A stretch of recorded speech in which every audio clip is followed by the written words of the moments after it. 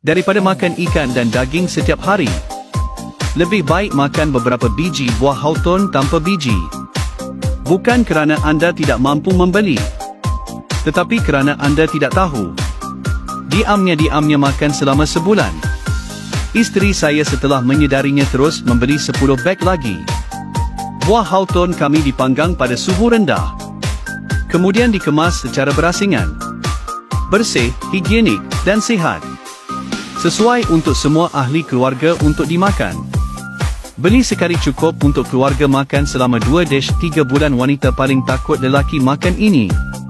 Anda sudah mencubanya. Dia tidak akan membiarkan anda keluar. Jangan makan terlalu banyak, kerana ia memang sangat berkesan. Saya takut anda tidak dapat menanggungnya. Lelaki di atas 30 tahun jangan makannya.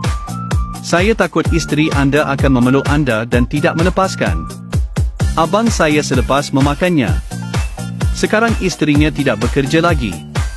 Sejak saya memakannya, isteri saya menelefon saya beberapa puluh kali sehari untuk memeriksa. Benar-benar sangat berguna. Boleh dimakan pada usia 30. Boleh dimakan pada usia 40.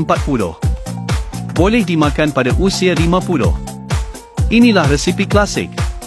Mereka yang mengatakan terlalu mahal untuk dibeli, adakah anda sudah mengklik pautan di bawah video?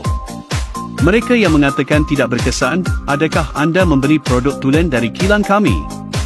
Harga secangkir makanan untuk membeli satu beg yang besar, tidak salah dengar. Buah hawthorn tanpa biji ini semuanya dalam kemasan berasingan. Setiap bungkusan telah disediakan dengan teliti, bahan mentah semuanya berkualiti tinggi. Satu bungkusan boleh dimakan selama 3 bulan, sangat selamat dan boleh dipercayai, juga sesuai untuk diberikan kepada ibu bapa atau rakan. Kami menjual terus dari kilang tanpa perantara. Rakan-rakan yang memerlukan jangan lepaskan peluang ini. Klik pautan di bawah untuk maklumat lanjut dan membeli.